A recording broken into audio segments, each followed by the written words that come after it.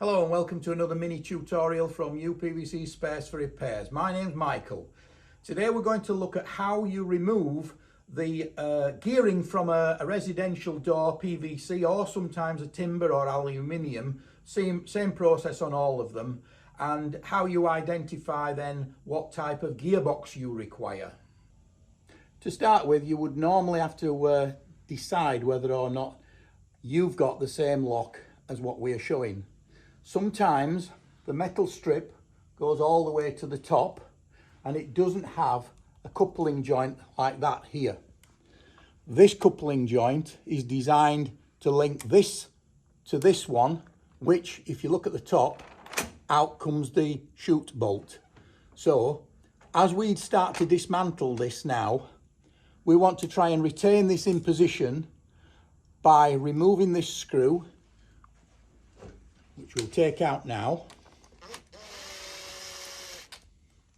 Rotate the arm, and behind there will be the linkage joining this piece to the corner chute bolt. As you work your way down the door, you'll see that there are usually posi drive type screws. However, at this point, these screws, which are different, actually anchor the hook box which is behind the rail. So you must never unscrew them as you remove this from the door. So we'll continue down.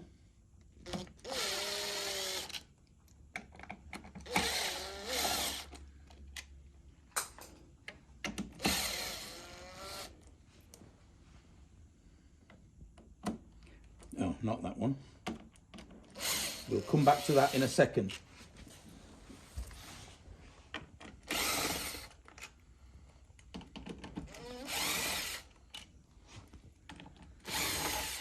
And again, at the bottom, there's a chute bolt at the base of the door. So we'll rotate that out of the way so we can access it easily. Now, the only screw that I've left in, which if you noticed was the big one here, which actually anchors the cylinder, the Euro cylinder, to the door. Now, what you do with that one is you will remove the screw, which is usually quite long, and then using the key, you insert the key, and the removal of this cylinder is only possible if you've either put the key to either 5 past 12 or 5 to 12. And in this case, it should be 5 to 12, but it's getting stuck. So the remedy to that is that you unscrew the handles. There may be 3 screws in your handle. The third screw may be underneath here. So if you loosen that, and now theoretically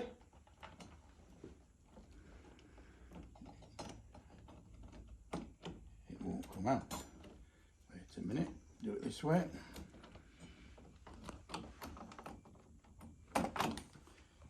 Right, I've discovered that on this particular cylinder there is an extra rim.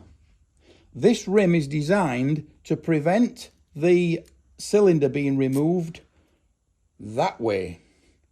So if it won't come out one way, usually put the key in the other side and the rim will be on the inside of the property and designed to release inwards. So that's a point to bear in mind. So now you've removed the cylinder, you can now remove the handles along with the springs, and now we've got the mechanism loose, and we should be able to bring that forward. Here we go. Can you see now? It exposes the lock box and the boxes at the top and the bottom, and it's released from the chute bolts. However, when it releases, it automatically drops down.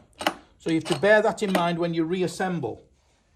Now, if you are able to identify this lock from our website, then fantastic. If not, simply take a photograph of what you see here, the front, the rear, and the face, and submit your 3 photographs to us on our email address. That will allow us then to be able to identify what you've got, reply with part number, and give you the link to take you directly to the part of the website you need. So you've got everything out, and now it's reassembly time.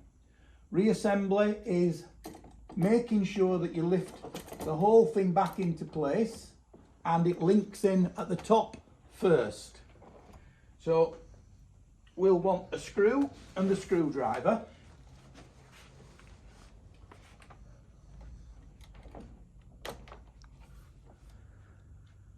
That links in there.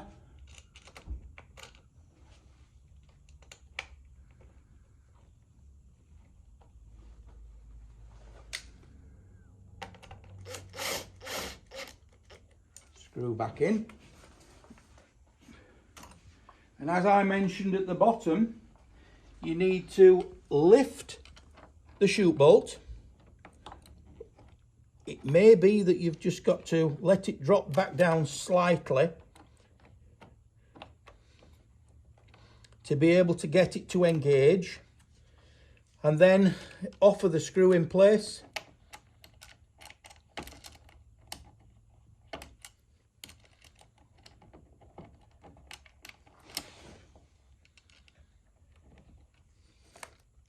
Never goes in when you're on camera.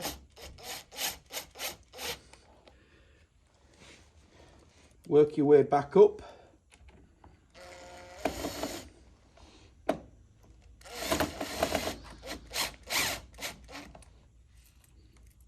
We'll imagine we've put all the screws in, then offer the internal handle back into place with the spring fitted through the door. Oh, apologies. Offer the cylinder in first because it's got the rim on and the rim won't go past the handle. So that needs to go in again.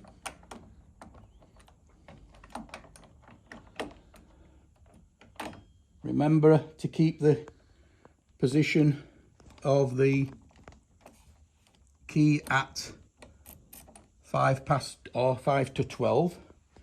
Now offer the handle over the top. That's the inside fitted. Same again with the outside. Put the spring in.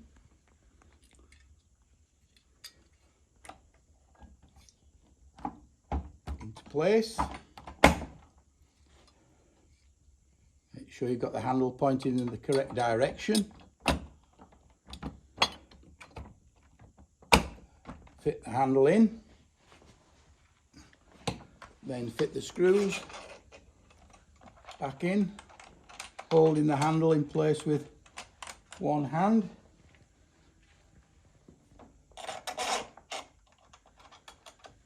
Second screw. It's important now not to over tighten, just enough.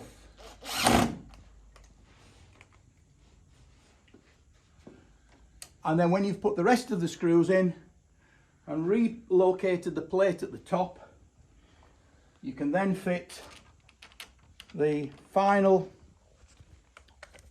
screw into the cylinder,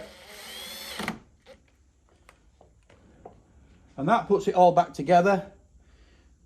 You've ordered your part, wait for it arriving, and then redo that to fit it. And that, I'm hoping, has helped everybody. Thanks for watching. UPVC Spares for Repairs.